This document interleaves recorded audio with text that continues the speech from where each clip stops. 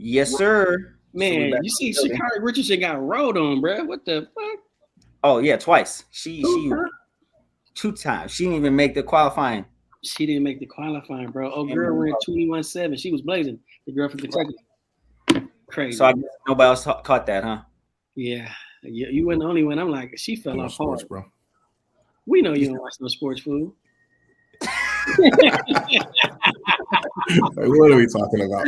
I went straight to my text messages. Let me respond to some messages. no sports over here. Right.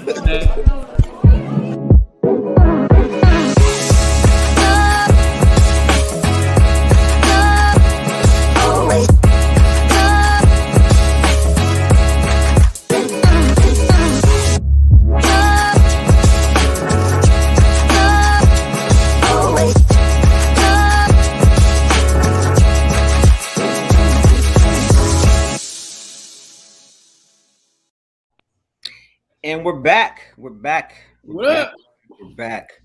So before we get started, let me give a shout out to our regular host, Dewan. He is again on location. So shout out to Dewan. Always on location. He a rich guy. He might be rich, but I might have to check his pockets.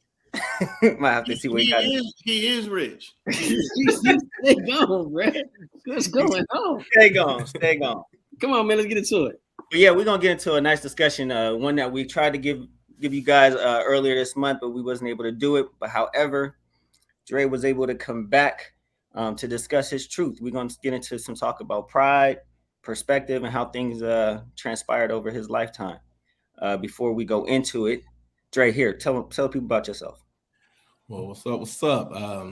Listen, born and raised in California, currently in Chicago, an executive chef by day, private chef by night, just out here literally trying to grind and take over this culinary world in a different way than it's looked in a while. You know, I'm a father, a black man, a gay black man out here. You know, the story is wild. So I wanted to stop by, say what's up, and kind of, you know, I don't want to use the word educate, but just come and have some conversation, you know what I mean, about some things to kind of bring some clarity and, you know, open some minds and hearts to some different things. Right. I mean, it's Pride Month, and you know, you don't get the story a lot from African-American males saying, hey, this is my truth. This is what I went through. This is how I, you know, decided to make my decision to let everybody know this is where I stand. So we wanted to create a platform to have that story told, you know, for people to just hear a different perspective. And of course, we're going to have 101 questions because this is a subject that people don't really get into a lot. So before I turn it over, does anybody want to put a nugget out there before Dre gets started? I was gonna say, bro, don't be downplaying like you work at like a Michelin star. Now he not a regular chef, man. He don't just cook macaroni and cheese on the internet, bro. Like real chef, fried chicken. Yeah, I'm out here. He can do that, but he's on some real like high level stuff. So he work at a Michelin star. He ain't just out here a regular chef. So check him out, Chef DeAndre. Absolutely. DeAndre.com, right? Yeah, before we get off, you're gonna have to give us a handle. Yeah. We'll do. Yeah, before we get off, we need that handle. So as we jump into this, you know, tell us, I guess, start where you're like, hey, this is where I'm at. This is my truth, and I gotta start letting people know this is where I am. So if you can start there, that'd be greatly appreciated, because I think around that time period is when we all kind of started eating and I mean, I think for me, it was, I think the feeling of wanting to live my truth and things of that nature started in college, right? Just because just being more independent, being around a lot of, you know, different grown males, right? And a different level of masculinity than you're around when you're in high school and stuff. So it's like people are paying a little closer attention to you, how you move, how you don't move, meaning like whether females and all of that. And I think everything just becomes kind of like a dog and pony show, they say, like everything becomes like an act. But I think that in the meanwhile, you're meeting like some good and genuine people, right? You're developing these friendships and relationships with people, even living with people, roommating with people. So it's like people are like really close to you in your life and know your kids, your family and all of that. But there's like this piece of you that they don't know. And I think that everything is always good. in a lot of relationships, and then like you're kind of coasting and everything's good, and then it's like it's time for you to take that relationship, whether it's a friendship, intimate relationship, whatever, to the next level, and it's like it won't budge to go to the next level, and you're just kind of like, man, why am I stagnant right now, right? Like, why am I, why do I keep bumping heads with this person or bumping heads with that person? Or, you have people, you might be in arguments with people and things of that nature, and you got people that are coming to your defense, but they're like, man, like, how did this argument even start? It's just a lot of confusion about a lot of different things. And so I think that that's where I started getting the feeling like, man, like, I kind of want to, tell my truth. But, a lot of people say, like, when did you feel like it? When you feel like it and when you can do it is two different things, right? Because you're also surrounded around a lot of people. And let's say for me, that was all the way back in like '05, right? So like that was like '05, '04, and the world is like, it's really progressive when it comes to homosexuality right now. Like every year it's turning differently. And it's like it's becoming more of I'm not going to say the norm, but it's just people are getting a little more comfortable with it. But even back then, it wasn't that. So you were around a lot of individuals, a lot of males who were just freshly in college and shit like that. And one of the things that I always tell people, masculinity is it's like the definition of masculinity is learned by each individual, right? My definition of masculinity, like Jeff's definition of masculinity. You know what I mean? His definition of masculinity was a learned definition by his father and who was in his household, or if it wasn't his father, his uncles, or whatever the case may be. So you have all these men who have their own definition of masculinity surrounding you, and kind of looking at you like, man, is he feminine? Is he this? Is he that? But that are in relationship with you. So meaning like they're your friends, they're your brothers, or whatever the case may be. So they're not really confronting you about it. So I feel like for me, I wanted to do it when I was in college, but I didn't feel safe enough to do it when I was in college, right? So it was kind of like, nah, like I know these dudes or whatever the case, and these are my friends or whatever the case may be, but there was still a level of not feeling safe there. So I like left, after school and went to the military. And I think that I was in the military for about a year. And then I came home and my relationship with my mother had changed. She's a single mom, right? So, and I'm her oldest child. So we have a very close relationship. And I was having all these other relationships, that she wasn't aware of that were, affecting me emotionally and mentally and all these different things. And she was giving her normal advice on things, but her advice wasn't working. So she just was asking me one day, like, hey, like, what the hell is going on? Like, at this point, I've known you for 25 years. You know what I mean? Like, and we've always been able to communicate what's going on. And when she had that conversation with me, that's when,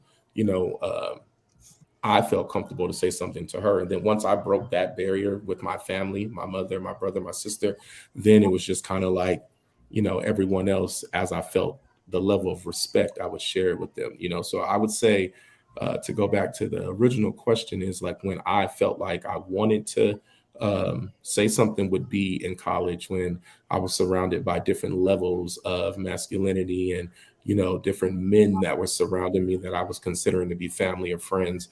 It kind of put something on me to want to be a little more honest. Right. Yeah, because I mean, he talking '05. '05 is that's when me, him, and Tav jumped across that line and became members of this fraternity we in. So '05, we're clueless. I ain't got no idea about that, nor about that community or that lifestyle. We're immature in regards to that kind of thing because we don't know. We just know, like, you hear gay and you like it's a derogatory term. Yeah. You know what I'm saying? It's not like that's just what not he chose, but that's who he is or she is. Then that's the that is what it is. We always use it as a derogatory term. So back then, I'm looking like, I don't know. I got some people giving me this and that and the other, but I'm like, I don't think it really matters because Dre my partner and I'll beat you up over it. But he never told me, so I'm like, well, maybe he is, or maybe we're not as close as we thought we were. So, and I was married, and he was married. He was married. I was married with a kid. Yeah, that can be a little confusing. And we like, I think he cool, right? He got chicks. So I don't know. He hit some bad ones that I know of too. So I have no idea. So like you talking about that because I'm like, I really don't know. I'm a supporting, but I still feel like and he will talk about this more. Yeah. Because me and him and Tab are really close friends. So I feel like anybody, if he would tell anybody, it could have been us. But he told me that when I talked to him recently, like I wasn't ready, and why should I have to do that? Like I'll do it when I'm ready to do it. Like I know your feelings, my feelings was hurt, whatever, but I didn't feel like protected enough to tell you, and it took me back. I'm like, damn, bro, but it's his story, so I can't be like mad at him because it's in his time. Yeah. And that's about being safe too. Like in general, when I think about that time, no matter how close our friendship is or was at all, that was not a safe environment to tell us then, because I don't think we didn't have the maturity or understanding of it. I mean, people coming out still was kind of, I mean, I know we're talking about 2005, but that's still, we're in 2022. That's relatively very, very different to the time frame that we lived in, like from now to then. And so it wasn't a safe environment. And I mean, yeah, we ended up, you know, and I know we'll go through the story figuring out and finding out different things, but this is just goes to the fact of how safe the environment wasn't. I didn't hear that from him first. I heard that from another female who kind of put that in the atmosphere. And then I never felt safe enough to ask him, was it true or not? I just kind of said on it and was just like, I don't know what to say about it. So that just shows that the safe environment wasn't really there for him or for us. He didn't feel safe enough to tell. And regardless of how close we are, I didn't feel safe enough to ask. You know what I'm saying? So I think that that's something to be said, because like you said, and there was another thing too, I didn't pick up on any of that stuff. We're friends. So for me, he was married, he had kids, he was just the more older and mature one out of all of us. Anytime there was a situation where someone would have picked up some form of like, oh, maybe he likes men or he's homosexual or anything like that, I never really factored that in to my dealings with Dre, because my whole thing was that he's married and got a kid. So no matter what anybody else thinks, he's just more mature than us. He might not do things that looks like how we would do them because he's in a different space than us. And we're not even talking about the fact that he pretty much at some point kind of raises his sister too when we meet him. So it's kind of like there's so much things he had going on that made him so much different and more mature than us. There was always going to be the benefit of the doubt that like, I didn't think it's that, because there's so many other things he does that I haven't reached those points in my life at. Right. Yeah. And I was a full outsider just looking in, because that was you guys' core group. And so of course I pick up on conversations and I'm like, okay, I hear things, but I'm not really going to ask questions. So my question then is, at what point did you go, all right, I got to make sure I maneuver this space? Or what was your mindset? I got to maneuver this space to where I'm comfortable to engage, but I don't want to let everybody know everything. Like, what were you thinking about as you're maneuvering in and out those spaces? This is where the plot thickens. I did it. You get what I'm saying? So when we were just having a little conversation before we went live, and Jeff's like, man, I didn't talk to you. Like, we didn't talk in many years. What was more comfortable to me in that moment? So what it was is I did trust my group that was around me, right? These were my brothers. We were going through this process together. And we were very protective of each other. They were very loyal and protective towards me over what they knew. You get what I'm saying? They were protective and loyal over my son. They were protective and loyal over my wife. They were protective and loyal over my sister. The things that they knew to be close to me, they were loyal and protective over, right? So it wasn't like they weren't supportive in this situation, whether they were mature enough, like Taf was saying, like to handle it or not. I really didn't give them the option to even see if they were. Like, could I have sat down and did some one-on-ones and communicated? No, because I was still going through in my mind. Like, I haven't even had this conversation yet with the mother of my child, who was my wife at the time, let alone, my to-be frat brother, or then after LB. You know what I mean? Like, they weren't on that part of the list yet, right? So for me, what it was it was easier as we were, to kind of sweep it under the rug. But, towards the end of school and all of that, it did start to come out. Like Taff was kind of talking about, like, oh, I heard it through a female, and this, like, through me exploring experiences, kind of did it in the wrong way. And, it was outed by someone, so that's where it kind of, this is what's really important, and what people need to understand is like, it's a real messed up situation, because it's like only in in homosexuality, do you have to wear your sexuality on your sleeve? The expectation of you as a man who's homosexual is for you to tell any straight man off the rip that you're homosexual. And it's like, well, why do I have to talk about who I'm sleeping with if that's not what me and you are engaging in conversation or relationship about? You get what I'm saying? Like, if I meet you, I'm like, hey, Jeff, what's up, man? Like, my partner Rob brought me to Jeff's house. We chilling, we killing. Me and Jeff is, bonding on some other. So you're like, oh, damn, man, you like to cook? I like to cook too. I'll be cooking, looking at the pictures. This is my fish. We talking. You like, Dre, before you leave, like, let me get your number, man. Like, next time I'm putting some food on the grill, I'll have you come over to that.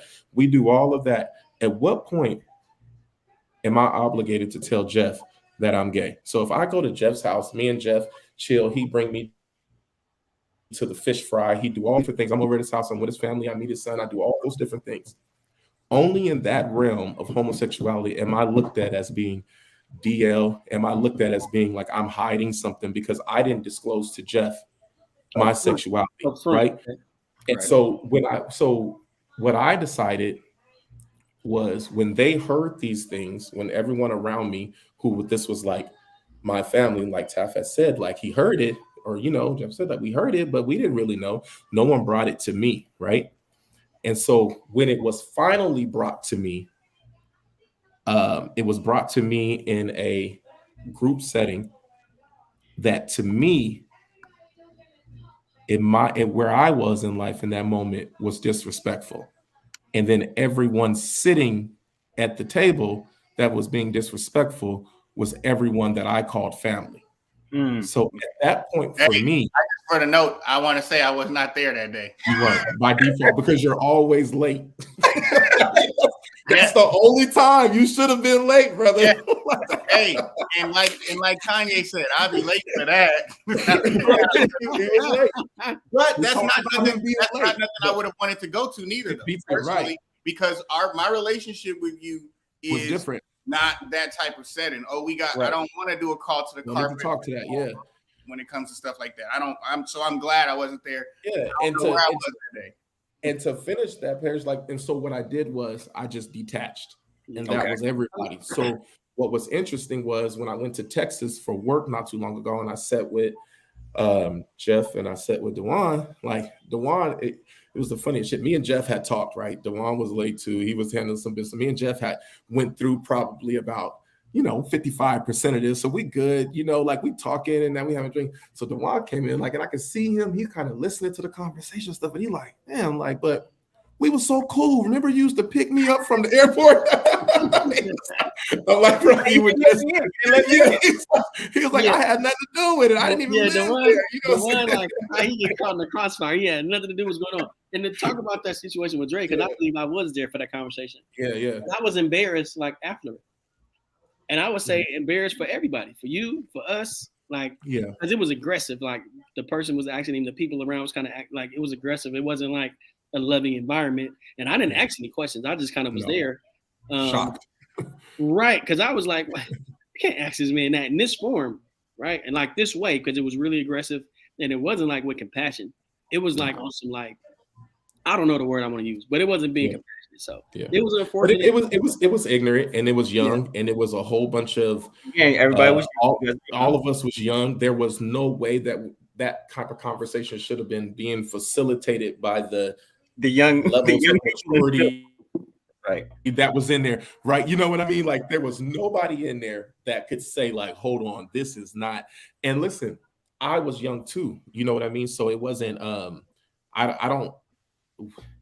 Okay, so my truth is, I was getting ready to make a statement that would make me a liar, because I was going to say I don't hold anyone accountable for that, but I do. You know what I mean? Because I believe that we're human, right? So there's you being ignorant, there's you being young, but who I was at 22, 23 years old, I wasn't stupid. None of us were stupid. Hence the reason to where we're at right now in life, right? Because none of us were stupid. But I think that there was some different types of intent in those situations, right? So there in some groups, they're I'm trying to choose my words wisely. No, I don't do that. I'm gonna just say it for you. I mean, just be honest. When you were there, People were going back and forth. There was one instigating ass nigga that you didn't feel comfortable talking about that in front of. So because we don't hold no punches here, so I'm gonna put the word out there for you.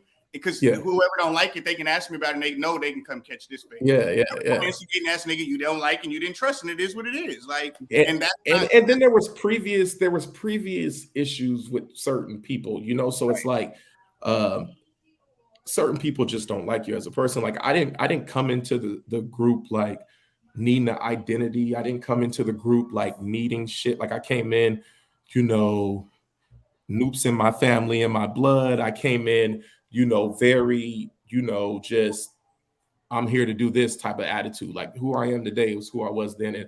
And that was receptive by some and not by others. So I felt like when there was an area that was finally open to kind of take a jab or to kind of knock me down a level, it was taken. You know what I mean? And and for a period of time, it was successful. You know what I mean? So, you know, to whoever's that intent was to, like, hopefully they got what they got from it. I mean, it made me better because it forced me into a different level of life, whether I was ready or not. It accelerated me to be better, you know, and to start working on myself. But that is like just the smallest portion of what I knew to be what was ahead. You know what I'm saying? Like that was my smallest hurdle. At that time, it felt like my largest, you know what I mean? But that was my smallest hurdle.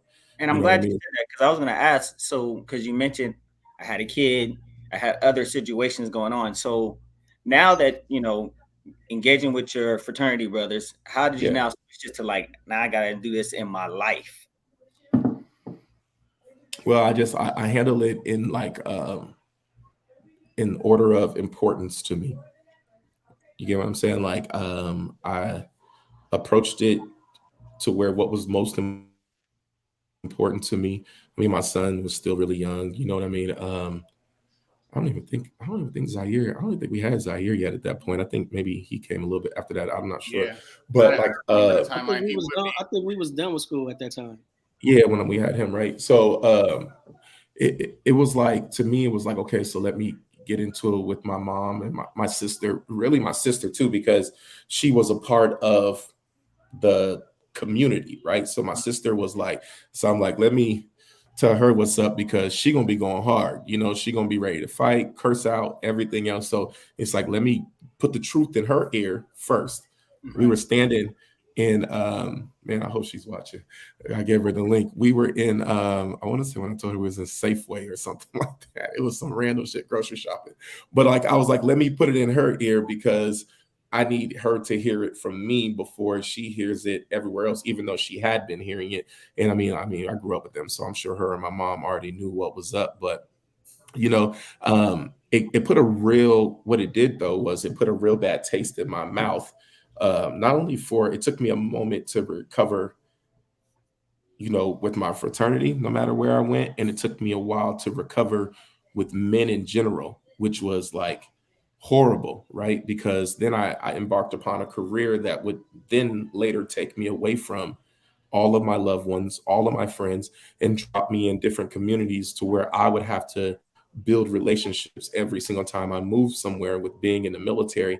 But now here I am showing up like scarred and like, you know, who is who, not trusting nobody, you know, and all of that. So it took like, man, some years.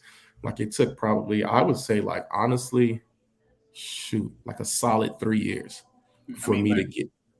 I feel like too, in some situations, it honestly is a longer time frame than that, right? Like I got married and you weren't in my wedding. This is how fractured it was. I was more calling you about, can you come through and chef? Because I wanted you to be a part of it, but I didn't know what's capacity. But I wanted you to be there. But I'm just like, maybe I throw him a job and he'll come or something. Yeah.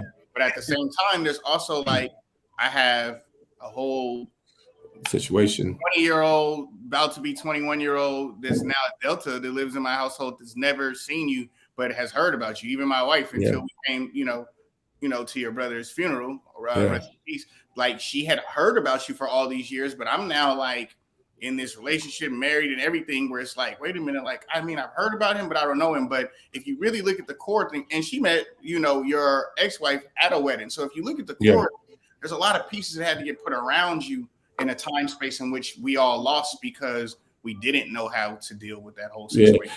Right? Like there's so much. And I remember you even reaching out about your wedding, and I was like, and I was telling myself, I was talking to my cousin Mimi, I'm like, oh, Taff reached out, like, and I had all intentions in the very beginning to like wanting to do it right. And then I started thinking about Who was going to be here? Yes.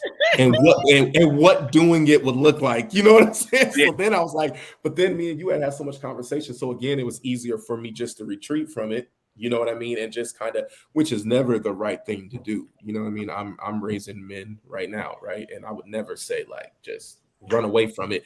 But it was like, man, like everyone seems to still be getting along so well. And so one of my problems have always been like I could come and confront any of these things. And I've talked to a couple of individuals like once or twice throughout the years, but it's like the dynamic still look like it's working. You know what I mean? Like I see everybody growing, conquering, I'm seeing weddings and bachelor parties and receptions and all that. So it's like, honestly, it was easier to just be like, let that be. You know what I'm saying? I can always, wish well upon everyone else, but let it be. It's sad though. You know what I mean? Because that lack of being able to communicate is so much deeper. And like, I won't even get into that. Just like as a Black man and the way that we communicate and the way that we're taught, I have made a little note here to even talk about masculinity, like what we were talking about before, like friendship between men and what that's supposed to look like, and the communication that you have with someone you call your brother, or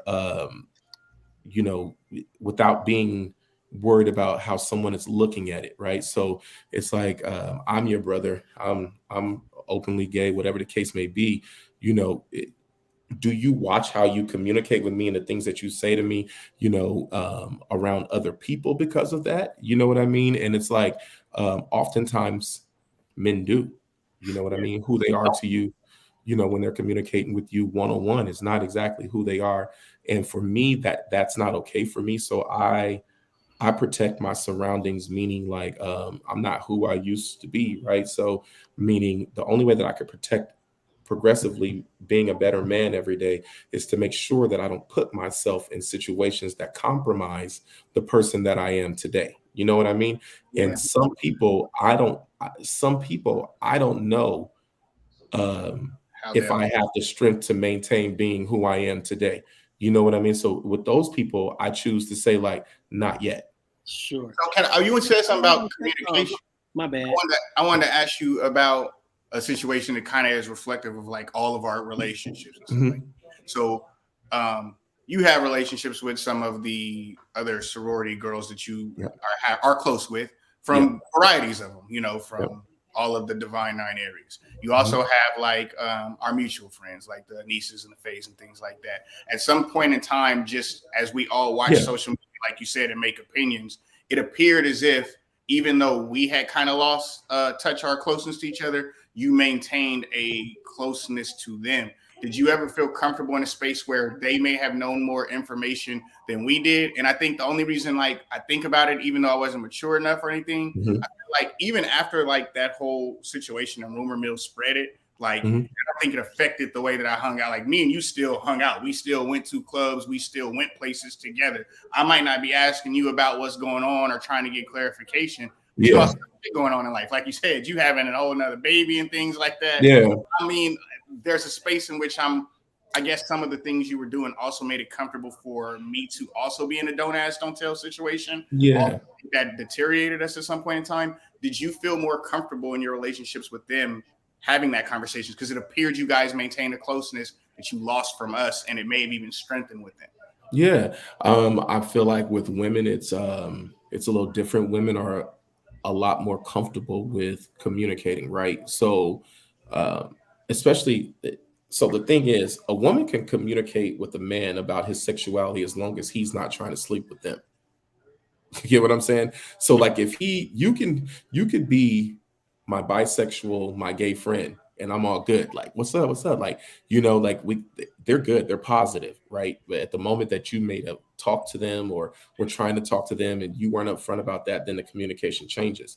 The individuals that you speak of, yeah, you know, like I was telling when I was last in California, I think for my birthday, like I was talking to Megan and I was just like, yo, like Megan's gonna be standing, you know, next to me in my commitment ceremony. Like, you know what I mean? She's been a true friend to me from the very beginning.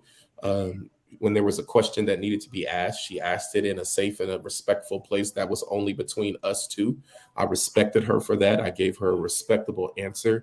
She appreciated the way that I communicated back with her, and it made our friendship stronger, right?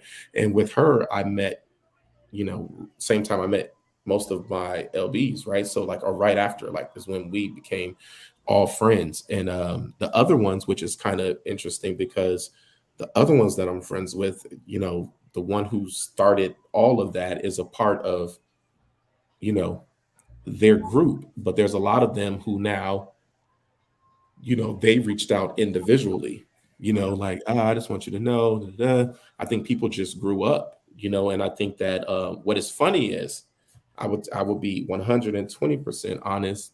What is funny is, outside of you and Jeff, you know, when it comes to our line and who we were with, I haven't had communication initiated by anybody, which for me makes me feel like the decision of the separation was necessary.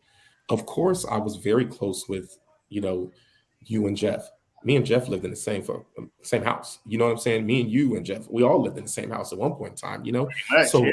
yeah, you know what I mean. One case or the other. So um, I think that it was easy for us to, not easy, but once that barrier was broken, it was easy for us to access, you know, that loyalty and that brotherhood again. Like, is it like what it was when you guys were like 21, 22? I was what, 25, whatever the case may be? No. But could I pick up my phone and not feel awkward and call you, or, you know, or me and Jeff back in communication? Yeah, like we are, you know what I mean? But that wasn't the case, like with everybody. So it was like it was a huge filter. And so when I did that huge filtering, those females, you know, they maintained, like they didn't fall through the filter. You know, those ones who wanted to, those ones that felt like um, they knew the person that I was. Like, if anyone who knows me knows the friend that I am, the dad that I am, you know, my work ethic. Anyone that knows me knows those things. If you know who I am, you're not surprised at what I'm doing today. You're not surprised at any of those things because you already knew how I moved. Right. Like Taf said, like, you know, I am today who I was then. It's just the only thing that's changed is time has evolved. You know what I mean? So of course you continue to progress. You know, I want, so I want Well, to follow up on the comments you made in regard to male masculinity. Um, mhm. I wanted to see or hear your perspective on it because, you know, as we're putting things together, everybody being young, you're still figuring out what is the male masculinity. How do I show up as a man in various, places? Do you be super machismo, or do you got to figure it out? So give us the perspective on what you were thinking about during those times too. So And masculinity. I mean, I felt like masculinity during that time, if we're talking about the time where, you know, my feelings originated to when I wanted to be truthful and we were all in college and stuff. To me, that was an example of toxic masculinity, right? So masculinity was represented by how many people you were having sex with, pretty much like the whole that you could be, you know. And I was never in that space. One, because I was married, but even on whatever side of my sexuality I that you was in that choose, space, ho. Shut up. I was never a hoe. I was never. Don't you sit up on this platform and tell me I was a hoe. Listen, he knows. Like, Tap, was I a hoe? I was never a hoe. Wait, You wait, can, what? Like, wait, was I was never a hoe. I don't like when you guys just have your banter back and forth. I don't want to be in to clarify. Listen, Can I say this? Can I say yes, this about it? yes, Let me say this. At that point in time in our life, I am very, very comfortable being like you said. I mean, or like you said, I think New Edition, when they go out on tour now, they don't have the same connection yeah, that they did then. However, no one can still deny that we was out there. Everybody was Bobby Brown at one point in time. Like we all were out there living wild and ratchet. Everybody has their moment of being I body. promise you, I was the most supporting wingman ever, right? So I'm there to be there, but I was never in the mix. And they know this. I just feel like they know this. But check this out, Paris. I'm gonna fit like, I can't confirm or deny what people were doing. wow. I know I'm saying, like, I don't know what we're doing. I'm gonna digress. I will say you're a police officer and you're lying. You're the most mature person in that group. So however it is your situations panned out, they probably didn't look like ours panned out. So let me clean it up. Okay, so I'm gonna be more general. I'm gonna say this. Yes, toxic masculinity was represented there, and it was represented by how many people you slept with. I will say that, right? So, and then, I mean, there's no secret that the name of the game of the fraternity that we're in, like, we're ladies' men, right? So that was what we did, right? So we had parties, we're handing out flowers, you know, like we're doing all these different things. So I feel like at the time, the only way to represent your masculinity at that time was by how many chicks you got, how many you had, who you was talking to, who you brought to, like what was the connections you had, you know. So I feel like I played my part, but no one could really ever say like, yeah, remember when Dre used to mess with so and so and so and so? Because I played my part. Like if we all went somewhere, of course I'm gonna play my part. Like, of course I'm not ugly. I'm attracting chicks and all that type of stuff too, but it's not going too far. Any of them chicks you hitting that, like, man, he never called me back. You know what I'm saying? Like there was a reason. Like I was trying to get away from the one I was committed to, not sign up with another one. You know what I mean? So it was like that was kind of that situation. But I think that even to elaborate on that, Parrish, is like this. Check this out. Even to today, like I remember my youngest son's mom. I remember we were having a conversation with my son, like this was years ago, and he was young, and she was like, she said something that was so crazy to me, like I forgot something he wanted to play with or something, and she was like, men don't do that, like men don't play with those things, and I was just like, I feel like that is absolutely absurd for a woman to tell a man, a boy, you know, like that this is not what, like that just speaks to kind of where we're at in the world in general, right? And I feel like even in college, it was like that. It was like, so to be a guy, to be a man, to be masculine, you had to be moving like this. You had to be, you know, who's in your phone, who you texting, who you invite to the kickback, where we going, who, you know what I'm saying? Like it was that type of a situation. So that's what masculinity was built off of back then. And unfortunately, it's evolved into even crazier things, which would be a whole nother conversation. But I just don't believe that any person has the right to tell anybody that they're masculine or feminine. Like I can't tell neither one of or any of you that you're masculine or feminine, because that is my own personal perception of you based off of my own personal experiences and what I've learned. Does that make sense? Yeah. You said something about the toxic masculinity that I wanted to ask you about. And in that era, like I will say that we were all contributing to that, right? Because we're growing through our stages of masculinity. And part of that is assuming that we had to be that in order to even get to where we're at now. Like even in where I'm at in my life now, I assumed that was a necessary evil, that I had to be that in order to be what I am now. Whether that's a good or a bad thing, that's for whoever to judge. But I feel like that was necessary. Yeah. So when you say that, I just wanted to see if we could get into that maybe slightly or wherever you want to go with it. You leave your situation with your wife and you have 2 children by 2 different women. You at some point in this time, also from 2005, identify with these feelings and knowing that you're that you're probably like, you're homosexual or you're gay. So at that point, how do you end up from the marriage into it with this whole other woman with another baby? Like, if you can discuss how masculinity works in that, because I don't know, I just feel like it would be a good thing for people that are out there that probably have similar situations, I can try to explain I'm gonna try to explain it the best way I can without it being confusing, because it was the most confusing time in my life. Yeah. Right. So I don't even know that I understand how it all ended up, because like it was mumbo jumbo for a very long time. So my marriage was a broken relationship. And then in between my marriage being a broken relationship, which wasn't only because of my sexuality, but my sexuality played a part in that. a lot of my marriage being broken was I was married at 18 years old. You know what I mean? Like, and honestly, I was with her at 17. We moved out like right before my 18th birthday. We had our own apartment. We had a son, which would have been technically before Kai should have been another baby, right? But we had an actual baby with Kai. And so we were moved out. Life went really, really fast with me. So when I met all of you guys, I had been married, but never really experienced life. Any type of brotherhood, no college, no nothing, right? So I grew up in a single mom household. I went to high school and all that type of stuff. And so here I am in college. I'm like, dang, like this is, you know what I mean? Like I've chose the woman for me based off of the group that I was given to choose from, So then when that option list like 500 times, it's like, wait, maybe this isn't what I wanted. But I was just kind of hanging on to it, and there was a multitude of things that went into us not being together. And I think the icing on the cake was her starting to have knowledge of me messing with men as well. So during that time, which is the plot twist, is I met my youngest son's mom. And I'm like, oh, this is a retreat, So I'm over here chilling with her, brand new. She knows nothing about me. She's just like, man, you are nice looking. You're a couple, you're this. I have no history. I have no nothing. I'm brand new to her. So that was fresh and new. She was, new freshman, cute. Everyone wanted to know, maybe Kevin watching. Kevin like, yeah, that was my girl. But you know what I mean? Like something.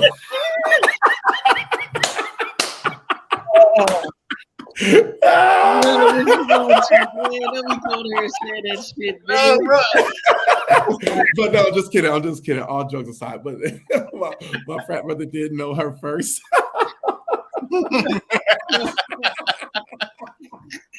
But it's all good. But it was brand new. Over there cracking up. So it was brand new, and it moved really fast. You know what I mean? Me and her moved really fast. She was young. I was like her first guy in college and all of that. So still never had really dealt with those other issues that we're doing. But I was so focused on her in the moment, I wasn't paying attention to that other side of me, So until me and her got together and things started being a little different and we had a kid and all of that. And then it's kind of like, now here we are back again. Life isn't perfect anymore. So now here those feelings again coming back at me like, bro, it's not perfect. You can keep doing this as many times as you want. You can have 7 kids, 7 different baby moms. You can go through this brand new experience every single time. You know what I mean? And you're still going to end up right back here. And that's when I was like, okay, you know what? I'm out. And I joined the Army. Right. Because like for me, like even though I had a great job at Apple, I was doing all these different things. For me, it was about getting away. Like I needed a whole new slate. Everything that I knew to be normal was no longer normal. I didn't have that relationship with my frat brothers. That was like the best time of my life for many of years. I didn't have the best relationships with, my high school sweetheart no more. That was my oldest, child's mother. I didn't have that brand new relationship with, my youngest son's mom. Like, oh, she looks like a model. All this, everything had been completely destroyed at that point. And then I was like, it's time for me to vacate the premises. And I went to the Army. Right. So I what I'm grasping or trying to grasp here is like the advice for the Dre from 2005. Like, what would you tell that person? It would be I think that it's don't like, it's scary, bro. Like, it's just very scary because you don't know how people are going to receive you. Mm-hmm. And when you're in such an impressionable moment in your life, like college, high school, like those are the times where you're completely creating an identity and your peers are pretty much, in my opinion, making you. You know what I mean? Like the respect of your peers and these people and what they think of you, that is like cultivating you to be the person that you think you want to be. That level of respect that they're giving you, like that makes you feel like, you can go and conquer the world, So I think that the advice that I would give myself, which would have saved me so many years of just being, depressed or sad or feeling, so different or not good enough and all those different things. Like, I think it would have took those years away if you would have, it's kind of like just ripped off the band-aid and then allow who to remain and allow the ones that didn't to go. Do you Right. know what I mean? If there's 50 people and 3 remain, those are the 3 that you needed. And those 3 will get you to your next level. And anyone I else would that have been wasn't one of the ready, 3. How about that, motherfucker? I bet you better have been. That's You what better have been. in regards to, looking at their time and trying to Yeah. make sure we get all in regards to that, because I'm grasping and I'm like, oh, it's like you were going through like a pendulum kind of swing in things. Mhm. And during that pendulum swing, you then escaped, but then Yeah. you had to come back to reality. So I wanted to ask, did that escape really assess, or did it really be like, man, I put myself in a situation now that I gotta now rekindle? No. So, like how everyone says, like you have like people, when they feel stronger on a computer and they call it like Twitter fingers and stuff. It was easy for me because I just shot the information out there. Like, what? I don't care because bow, I'm gay. Boom, I'm gay. And this is what I'm doing. And so I was just putting it out in the atmosphere to everybody. Boom, this is what I am. And I had the choice to either receive what they were giving me or not. Maybe I could block you. I don't have to talk to you no more. I don't have to see you. You're not a part of my everyday life. You know what I mean? So then I just focused on my family. So it was my mother, my sister, my brother at the time. Like, it was telling them what was up. They were fully supportive. Then I focused on my kids. It was like, okay, let me talk to my son. Like, you know what I mean? Like, it was those different things. And once I did that, then I pretty much started with everyone that I was meeting new, explaining completely who I was. I never went back, you know what I mean, and recovered the ones that were lost you know what I mean? I never had those conversations until I had to. So, and then I went through a long period of time. And I remember, like, when my brother passed, it was like, okay, I didn't necessarily reach out to anyone and say my brother passed, but clearly everyone is friends with everyone. And so I started getting communications from, Jeff and Taff and Dag, and you know what I mean? And they were just like, what's up? Like, like all bullshit aside, like what are you good? Like, you know what I'm saying? Like, what's going on? You know what I mean? And to me and Ryan, like definitely Ryan, I have to say, because me and Ryan, we keep in contact, but to me, that said a lot, right? So that kind of made me feel like, all right, you can trust these individuals, you know what I mean? And the other relationships, I'm just not interested in repairing. But what I am interested in is like you said, the education of it all is to not put other people in those same predicaments, right? Like to be able to mature and to be able to have the conversations with friends and family, and be mindful of your tongue, right? Be mindful of the words that you speak, because you really never know around you how someone's feeling, who they truly are, what they've shared with you, what they haven't, right? So it would be safer for you just to not say derogatory things in general, right? I don't really negatively talk about anybody when it comes to like their choices or decisions, right? So I always tell people, like, yes, I'm a gay man, but I am not like um I don't 100% agree with like the whole community works of the gay world. You know what I mean? Like, you're not gonna. So, and let me elaborate on that a bit. Like, do I think that a man who is gay needs to dress like a woman? No, that's not how I feel. But am I going to judge a man who dresses like a woman? No. Are you going to hear me in my conversation like say something derogatory about that because I don't understand it? No. I don't feel the need to do that. I look at that just like if you like light-skinned women, if you date outside your race, you marry outside your race, whatever. I look at that all to be the same. And I think that Personal choice, yeah. yeah, and I think that's one of the things that we miss. Like, right? I think that sexuality is so flippin' uncomfortable to certain people. And I'll say this, it's like a side note. I don't know if you guys saw like the Mike Tyson interview on. Do you watch Drink Champs? right? I didn't watch that yet. I ain't seen that one yet. Okay. So he talks about he had I forgot where he was with Boosie, right? With Lil Boosie. He was somewhere with him, and I didn't even know this until I watched the interview, but Mike Tyson has a transgender daughter.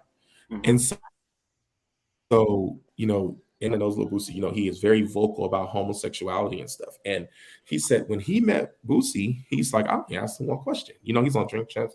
Drink Champs, they get you Drunk. lit, yeah. So like, so everybody's loose. So like he's like, he's on Drink Champs. He said, I only asked him one question.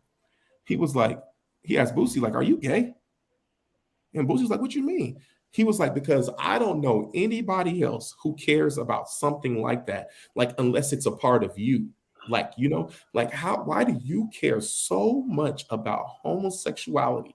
Like Dwayne Wade's son, Lil Nas X, like, why do you care? Like, why are you so vested in like hurting these people for living in their truth when they don't know you, they're not talking about you, they're not saying nothing to you? Like, why are you so vested in being so hateful? And I was thinking to myself, like, but that's the truth, right? And that's how I judge heterosexual men. So, Yeah. right, when I'm talking to him, when I'm talking to a man who tells me that he's a heterosexual, how comfortable he is with where someone is gay or my sexuality, whatever the case may be, that's how I judge the truth that's coming out of his mouth. That's me personally, because I don't know why you would care who I'm sleeping with as your friend. You know what I mean? If I'm not trying you, I'm not bringing that around you. And like, I can understand if like every single time you like, man, we are not taking Drake to the club. Every time we take Drake to the club, he brings somebody with him. You turn around the back seat, this, tongue in this, you know what I mean? Like, it's uncomfortable. Now, if I'm doing something like that, then it's a thing, right? But if me and you, every single time we chill, I'm just a normal guy, just like you're a normal guy, right? I was telling someone the other day, like, no one is welcome to my house who doesn't A, know about my sexuality, or B, accept it, and then C, are comfortable with it, right? Because you'll never disrupt the energy in my house, right? Mm-hmm. And I'm in a relationship with a complete masculine male, right? First of all, like, don't come over here and be disrespectful, because then it's a problem. Like, you know what I mean? Like, and you don't want those type of problems. But B, like, I don't want to shock anyone either. I don't think that you should when coming into my personal space, I think that you should know what you're coming into. Not that I have to share my sexuality with you, but if you're coming here, I got a lot of friends that I haven't had that conversation with over the years, because we haven't. They're like, hey, I'm pulling up. Like, I'm coming to Chicago. I'm coming to New York. Like, I want to say what's up. I'm like, cool, come through. And then I hit them on a second conversation, like, hey, I just listen, this is what it is, because the level of respect that I require, I could only hold you accountable to that if you knew. No, that's understandable. Yeah. Everybody wants peace when somebody comes visit their house. Nobody wants drama entering their house. So that's completely understandable, that perspective. Right. So go ahead, Pete. My bad. No, I was gonna say, like, because we having this conversation to kind of move forward in regards to even our relationships with each other, but like Yeah.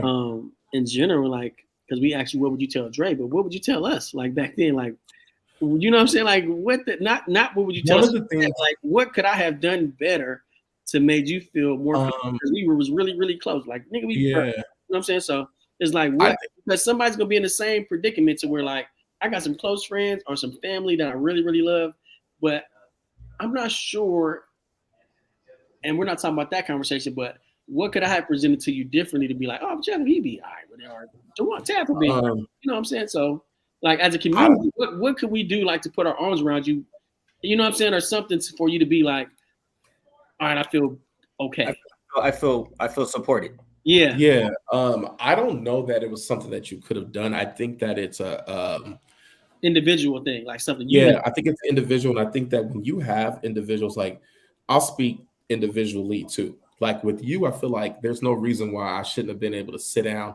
We shared like some real family dynamics on both sides, So I feel like I probably that's why I said when you were saying just a little bit ago, I was like, I would tell myself to just not risk it all, but just take the risk, like tell your truth, because I feel like there are some individuals that probably could have received it. Like I might have been like the oldest in the group, or outside of, Sure.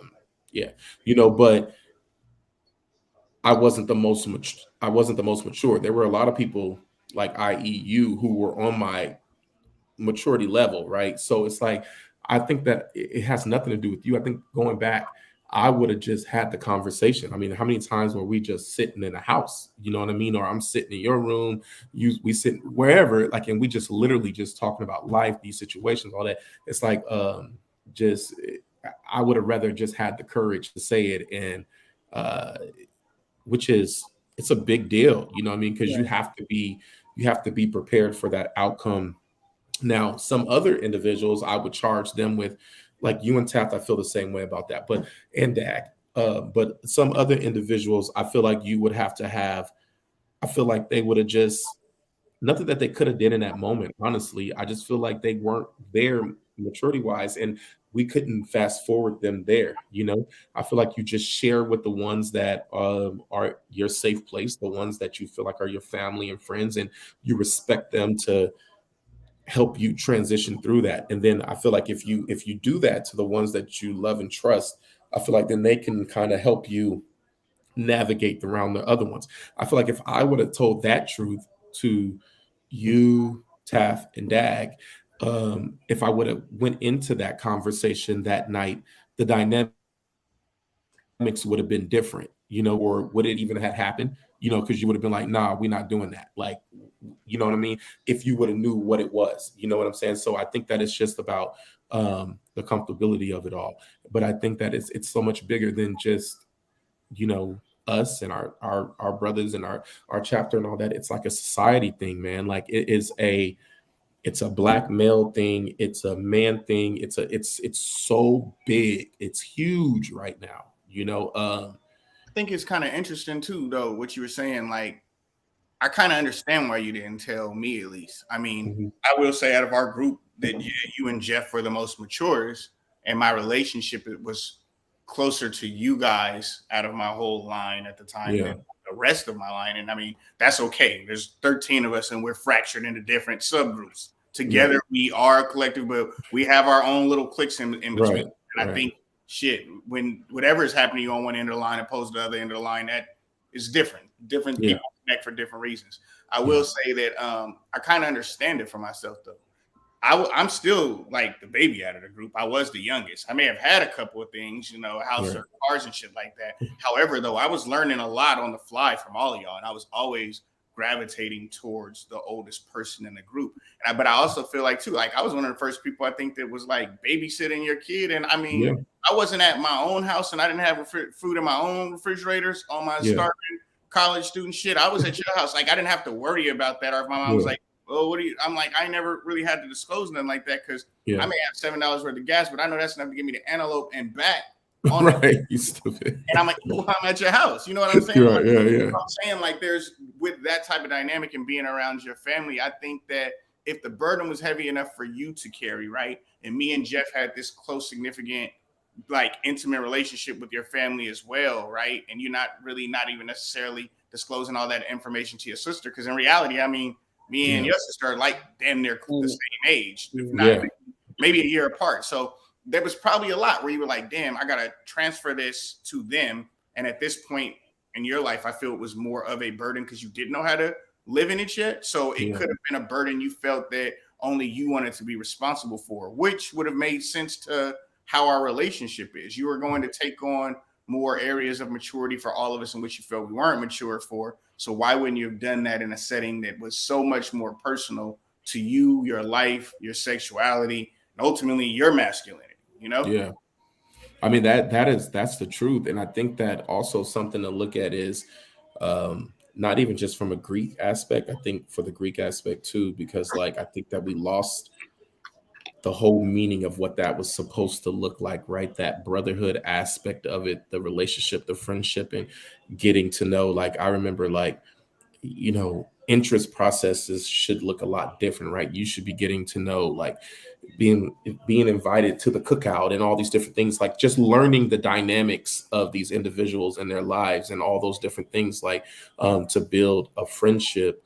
And then like then later on an organization ship, if you want to make that a word or whatever the case may be. And I think that in real life with that too, like when you're talking to these younger men and as we're raising our sons and stuff like that, I think that um, we all want, let's be very clear, no one really wants their child to be anything that is going to be any more negative already than being a black man in society. Like you don't, I don't, me as a gay male, a bisexual male, whatever you want to call it, like I don't want my sons to be gay because I am, like I don't want that for them, because I don't want them to have to, face that in society any more than what they have to already face with their own challenges, right? But what I do want them to understand is being yourself is more important than you conforming to what society is, and being able to establish healthy relationships. You know what I'm saying? Like healthy relationships is what's more important. Right. And I think that's what it all boils down to. And I wanted to ask you about this or talk about this a little bit more, because I feel Yeah. like it's important, because as a black male, or just black people in your LGBTQ plus community, they're like the most vulnerable, right? We have the highest suicide rate and all that kind of stuff. Like, are there safe havens for people? I know there's groups in every city. I've sent some of my clients to groups and all that kind of stuff, but groups aren't your family. Groups are, you know what I'm saying? It's like, how do we build that close relationship to your community without being a part of it? Like, I'm black and you black. I'm a man, you're a man. Yeah. Maybe not a part of that community, but I can still support you. Just like we support anything that comes from a black person that comes through Congress or whatever, it's good for everybody. Like, how can we, you know what I'm saying? Like, these conversations are good for everybody, because what happens to us in that community is we dying the most. Yeah. You know what I'm saying? So like, I think that when you do different things, honestly, when you create different platforms and things of that nature, and you're talking about, hey, I want to bring people together that's going to be able to speak to, the masses and all that. When you start bringing diversity together, understand what diversity is. I think that, like, if you are a group of 6 brothers and you have a platform to talk about the perspective of black men, I think that you should have a gay black man on a panel.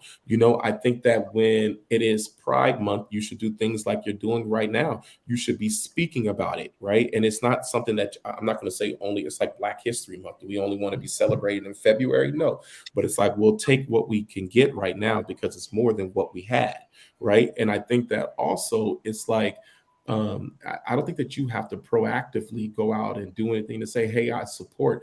I think it's more about what you do situational, you know what I mean? And I think it's more about what you do when it's time for you to do it. I think that this is a great start, right? I think that's why I approached you, and I'm like, man, like, I mean, I didn't know that I didn't even think about June and Pride Month and I would be on here doing this, but I'm like, man, I'm coming on the show. I'm seeing everybody, like, I'm coming on the show, you know what I'm saying? But I feel like it's important for you to welcome these conversations and to show that that you're comfortable with the dynamic, you know what I mean? And I think that it surrounds us daily. I think that on our jobs and, social media, all these different things in our kids' schools and all of that. And I think that support, you know what I mean? I support means during Pride Month, like participate in something that is, I mean, of course, comfortable for you. Your participation could be like, hey, on our show, we're going to do 2 episodes in June discussing, some of the rates of, these transgenders being killed, or, you know what I mean, suicide rate of homosexual black males. I think that's really important. I think that community outreach, that part of it needs to be touched. But I think it's more important for you just to continue to educate the younger black men that you come across.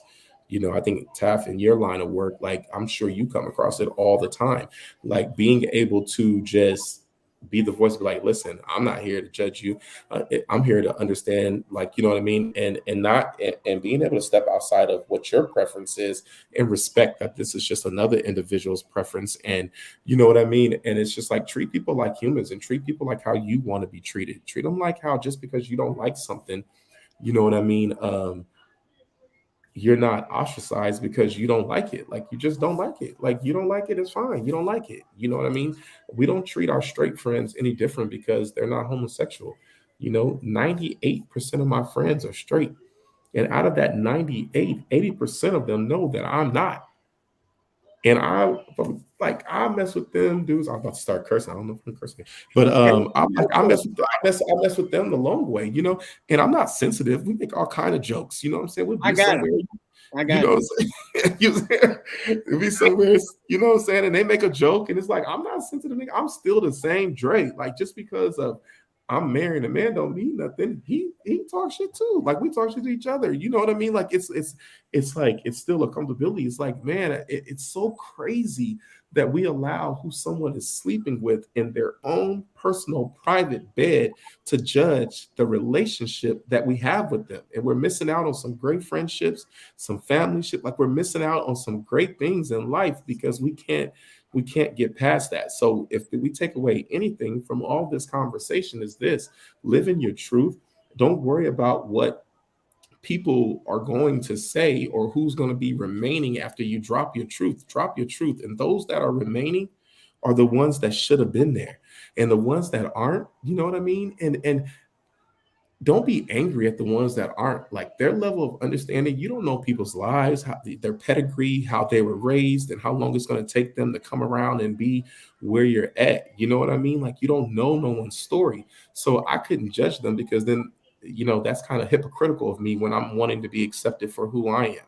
I was going And to I ask you about yeah. that because Oh no, I was gonna say what you're talking about, and I'm gonna just throw an educational word out there. Is it's called intersectionality, and it's There you looking at go. sections of an individual. And so what you're speaking on is not only am I gay, but I'm an African American male. I'm also a chef. Like, I have other intersections that you can Right. connect with me outside of Right. sexuality.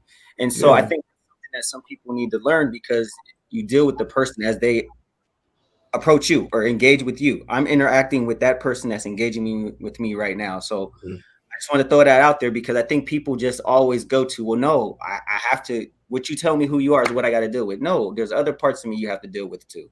So, and I mean that's definitely true, right? I mean, you just look at the whole trying to find duality in me being a police officer, right? Between my own Mhm. black community and then having to go and deal with them, the police community, or us, whatever. I don't. It's still a very, you know, I Mhm. have to make sure that I connect to my community because I'm this thing, and we have a long, you know, long line of non-trust with the police. But then I also have to connect to my job in a place where it's like I'm looking for that mutual respect on both. Or like, don't ostracize me because you realize I'm not out here repping the same exact things as y'all. And then it's also to my own community, don't ostracize me because you see me wearing like this badge. Like, I can still be one of y'all. Like, deal with me based on different intersects of who I am. Kind of to what Mhm. parents were saying. And you did bring up something that I kind of wanted to throw out there, just in fairness of that whole situation. Uh, Mhm. Shout out to, you know, like the Deltas, the SG Rose, the AKAs. You, like you said, again, different people like that from different organizations. I do feel in that time frame in which we all were together, whether it even at the on the guy side, the Sigmas, the Qs, we didn't really have alphas on our campus, so no, I can't put y'all in it. And we ain't know nothing about y'all other Oh my God. what's Yeah. the Right. Yeah. Like, come on. yeah, I don't want to get out here and I'm not trying to disrespect them, but It what I got am saying is messy. we all live in this close bubble with each other. And I Yeah. do feel that part of that is that with that situation may have affected a lot of us. Like, yeah, we Yeah. all partied together and things like that, but from different organizations. But if you really look at that time frame that we all shared out there together, we're all pretty close. Like, and we all were pretty close. So in And I'll tell fairness, you this: find any there's a lot of people who didn't speak up. Like, what I'm speaking up and saying is my own truth. And I'll mhm, tell you, the way that, you know, this right here mhm, might help some people years later in other situations. So just understand, like, everyone's truth is a little different. Like, and they mhm, choose to live in their truth at different times, you know. And mhm. so maybe also understand the power in whatever the platform is and whatever the number of subscribers and followers are. There's someone who could be watching, like, man, like, okay, like, that's a breath of fresh air, because maybe I could say something now. So understand that. Listen, you've known me to be a lot of different things, but never crazy. So I rarely would be operating on my own. You know, I'm just a loyal type of guy.